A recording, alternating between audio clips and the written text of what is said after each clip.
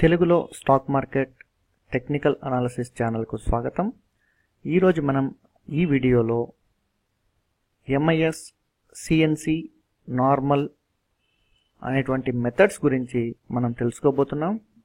మనం ఎప్పుడైతే orders place చేస్తామో ఎలాంటివి సెలెక్ట్ చేసుకోవాలి, దాంతోపాటు ట్రేడర్స్ ఎలాంటి మిస్టేక్ చేస్తారు, వాటిని ఎలా అవాయిడ్ చేయాలి అన్నది ఇక్కడ మనం తెలుసుకోబోతున్నాం.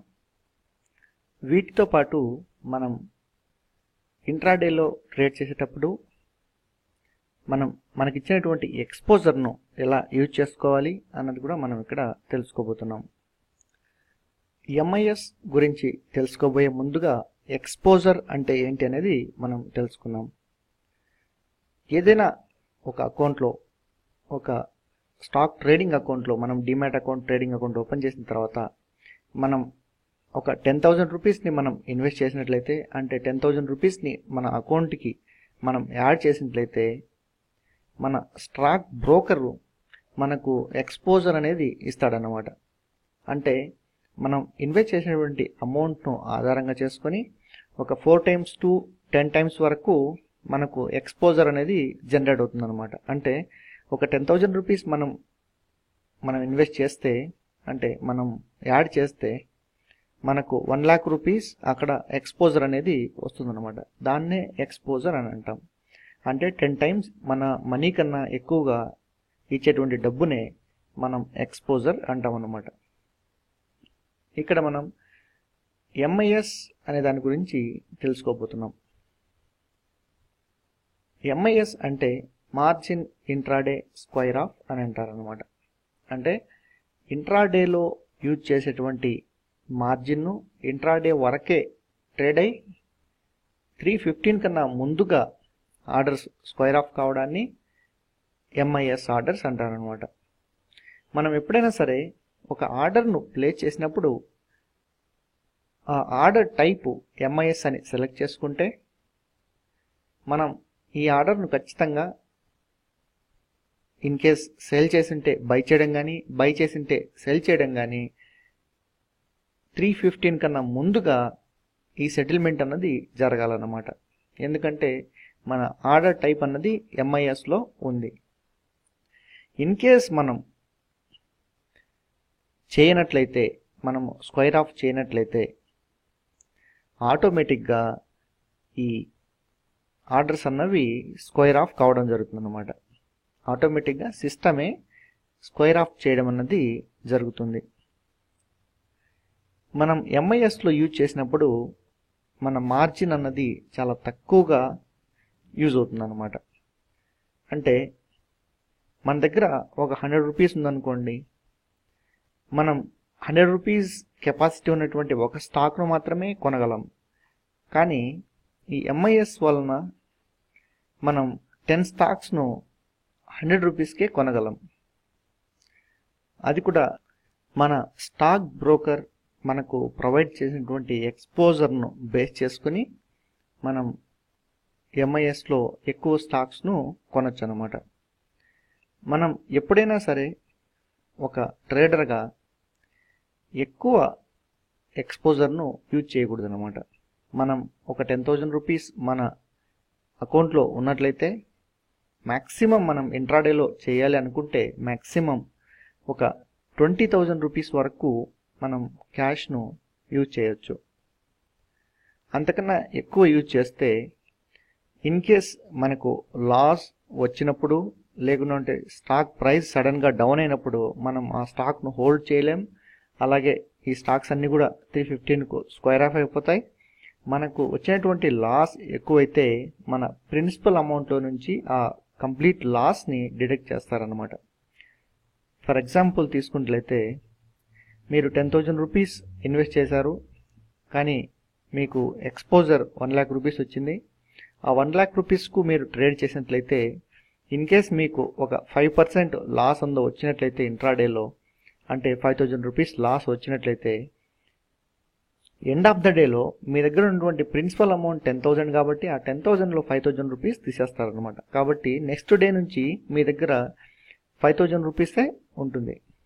అలా చాలా రిస్కీ అనమాట ఇంట్రాడేలో మనం ఈ ఎక్స్పోజర్ను ఎక్కువగా యూజ్ చేయడం. కాబట్టి మన దగ్గర ఉన్నటువంటి అమౌంట్కి వన్ టైం మాత్రమే ఎక్స్పోజర్ను మనం యూజ్ చేయాలి. అంటే మన దగ్గర 10,000 రూపీస్ ఉన్నట్లయితే మనము మ్యాక్సిమం వన్ టైం ఎక్స్పోజర్ అంటే టోటల్ మన దగ్గర ఉన్నటువంటి principal amount plus exposure 10,000 plus 10,000 అంటే 20,000 మనం మ్యాక్సిమం మనం యూజ్ చేసుకోవచ్చు. ఎందుకంటే రిస్క్ చాలా తక్కువగా, ఏమంటే ఎక్కువ మనం ట్రేడ్ చేసినా ఇన్ కేస్ మనకు ఎక్కువ లాస్ వచ్చినా హోల్డ్ చేసుకునే దానికి కూడా ఇక్కడ స్కోప్ అనేది ఉంటుంది. కాబట్టి మనం వన్ టైం కన్నా ఎక్కువ ఎక్స్పోజర్ను యూజ్ చేయకూడదు. అలాగే ఎప్పుడైతే మీరు ఆర్డర్స్ ప్లేస్ చేస్తారో ఇంట్రాడేలో మీరు స్క్వేర్ ఆఫ్ అయిపోవాలనుకుంటారో అలాంటి ఆర్డర్స్ను ఖచ్చితంగా మీరు ఎంఐఎస్లో ఉంచాలి. ఇన్ కేసు మీరు ఎంఐఎస్ కాకుండా వేరే ఏదైనా సెలెక్ట్ చేసుకుంటే అవి డెలివరీకి వెళ్తాయన్నమాట ఆర్డర్స్. కాబట్టి ఇన్ కేస్ మీరు అందుబాటులో లేకున్నా కూడా సిస్టమ్ అన్నది స్క్వేర్ ఆఫ్ అన్నది చేయడం జరుగుతుంది 3:15 కన్నా ముందే. కాబట్టి ఇంట్రాడేలో ట్రేడింగ్ చేసే వాళ్ళు ఖచ్చితంగా ఎంఐఎస్ను సెలెక్ట్ చేసుకోవాలి. ఇక్కడ మనం ఒక చిన్న ఎగ్జాంపుల్ను చూద్దాం, ఒక చిన్న ఉదాహరణను ఇక్కడ మనం చూద్దాం. ఆల్రెడీ మనం డిస్కస్ చేసుకున్నాం, కానీ ఇక్కడ మళ్ళీ చూద్దాం. ఒక 1000 షేర్స్ను మనం కొనాలి అనుకుంటే ఆ ఒక స్టాక్ వచ్చేసి 50 రూపీస్ ట్రేడ్ అవుతుంది. అలాంటి స్టాక్ను మనం కొనాలనుకుంటే వాటిని చేయడానికి మనకు 50,000 కావాలి.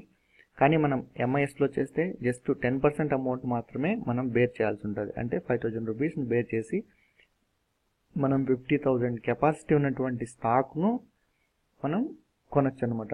అది ఎంఐఎస్లో మనకు అవైలబుల్లో ఉంటుందన్నమాట. ఈ ఫెసిలిటీ అనేది ఎంఐఎస్లో మనకు అవైలబుల్లో ఉంటుంది. ఇప్పుడు మనం సిఎన్సి అంటే ఏంటి అన్నది చూద్దాం. Cash and carry. సిఎన్సి అంటే క్యాష్ అండ్ క్యారీ. ఏదైనా ఒక స్టాక్ను మనం బై చేయాలి అనుకుంటే, అంటే మనం ఆ స్టాక్ను more than one day hold చేయాలనుకుంటే, అంటే ఇంట్రాడే కాకుండా డెలివరీస్లో మనం హోల్డ్ చేయాలి అనుకుంటే అలాంటప్పుడు మనం సిఎన్సిలోకి వెళ్ళాలన్నమాట. సిఎన్సి ఆర్డర్ను మనం సెలెక్ట్ చేసుకోవాలి. టైప్ అన్నది సిఎన్సి అన్నది సెలెక్ట్ చేసుకుంటే ఈ ఆర్డర్స్ అన్నవి స్క్వేర్ ఆఫ్ కావు. ఈ ఆర్డర్స్ అన్నవి డెలివరీకి వెళ్తాయన్నమాట. అంటే ఈరోజు కొన్నటువంటి ఒక స్టాకు ఒక 2-3 ఇయర్స్ తర్వాత అయినా సరే మనం అమ్ముకోవచ్చు. ఎవరైతే స్టాక్ను more than one day hold చేయాలనుకుంటారో అలాంటి వాళ్ళకి ఈ సిఎన్సి అన్నది ఉపయోగపడుతుంది. ఈ సిఎన్సి అన్నది ఓన్లీ ఈక్విటీ ప్రొడక్ట్స్ మాత్రమే, ఈక్విటీ స్టాక్స్కి మాత్రమే ఈ సిఎన్సి అన్నది అప్లికబుల్ అవుతుందన్నమాట. ఇక్కడ మనం ఒక చిన్న ఎగ్జాంపుల్ను చూసినట్లయితే మనం ఇక్కడ 10,000 వర్త్ కలిగినటువంటి స్టాక్స్ను మనం కొనాలి అనుకుంటే మనకు పూర్తి అమౌంట్ అనేది ఇక్కడ కావాలన్నమాట.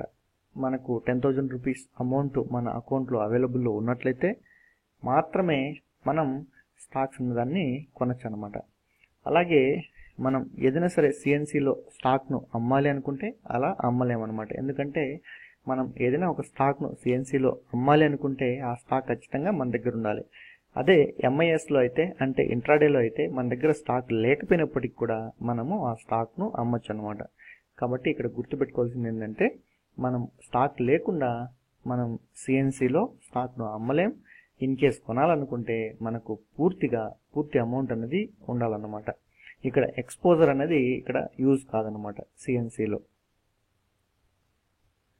దాంతోపాటు ఇంకొక ముఖ్య గమనిక ఏంటంటే చాలామంది ట్రేడర్స్ ఈ ట్రేడింగ్ చేసేటప్పుడు వాళ్ళు డెలివరీలో తీసుకోవాలనే ఉద్దేశంతో స్టాక్స్ బై చేస్తారు. కానీ ఎంఐఎస్లో సెలెక్ట్ చేసుకోవడం వలన ఆ స్టాక్స్ ఎండ్ ఆఫ్ ది డేకి స్క్వేర్ ఆఫ్ అయిపోతూ ఉంటాయన్నమాట. కాబట్టి అలాంటి మిస్టేక్స్ చాలామంది చేస్తూ ఉంటారు రెగ్యులర్ లైఫ్లో. కాబట్టి ఎప్పుడైతే మీరు స్టాక్స్ బై చేస్తుంటారో బై చేసిన తర్వాత కూడా మీరు ఒకసారి కన్ఫర్మ్ చేసుకోండి, రీచెక్ చేసుకోండి. ఇన్ కేస్ మీ ఆర్డర్స్ ఎంఐఎస్లో ఉంటే వాటిని కన్వర్ట్ కూడా చేసుకునే దానికి మనకు ఫెసిలిటీ అన్నది ఉంటుందన్నమాట. ఇక మనం నార్మల్ ఆర్డర్స్ గురించి చూద్దాం. వాట్ ఈస్ నార్మల్ అనే దాని గురించి చూద్దాం. క్యారీ ఫార్వర్డ్ యువర్ పొజిషన్స్ అనే దాన్నే మనము నార్మల్ అంటారన్నమాట.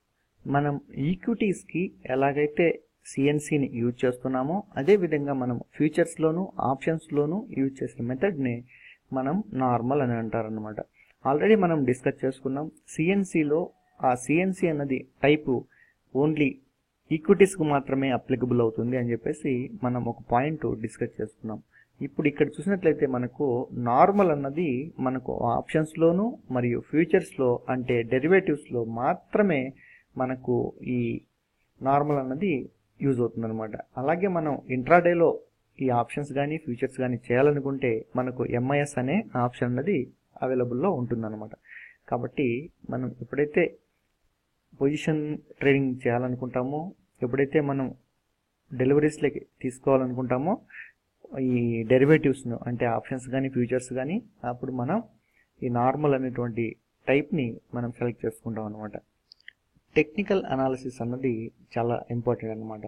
మనం ఏమైతే డిస్కస్ చేసుకున్నామో, ఏవైతే స్టాక్ మార్కెట్లో మనం ట్రేడింగ్ చేయాలన్నా మనకు టెక్నికల్ అనాలిసిస్ అనేది చాలా ఇంపార్టెంట్ అనమాట. ఎందుకంటే మనకు ఎప్పుడైతే ఈ గ్రాఫ్స్ను రీడ్ చేయడం కానీ, చార్ట్స్ను రీడ్ చేయడం కానీ, ఎప్పుడైతే రెసిస్టెన్స్ అనే దాన్ని మనం ఎప్పుడైతే ఐడెంటిఫై చేయగలమో, ఎప్పుడైతే మనము ఇలాంటి వాటిని మనం ఎప్పుడైతే అనలైజ్ చేయగలమో, అప్పుడు మాత్రమే మనం స్టాక్ మార్కెట్లో సక్సెస్ఫుల్గా రాణించగలం అనమాట. కాబట్టి ఎవరైనా సరే టెక్నికల్ అనాలిసిస్ నేర్చుకోవడానికి ఇంట్రెస్ట్ ఉన్నట్టు మీ కాంటాక్ట్ డీటెయిల్స్ నా ఈమెయిల్ ఐడికి పంపించగలరు. అలాగే మన ఛానల్ను సబ్స్క్రైబ్ చేసుకోండి. అలాగే తోటి తెలుగు మిత్రులకు షేర్ చేయండి. మీకు ఎప్పటికప్పుడు టెక్నికల్ అనాలిసిస్ మీద వీడియోస్ వస్తుంటాయి. కాబట్టి మీరు కూడా ఎంతో కొంత నేర్చుకోవచ్చు.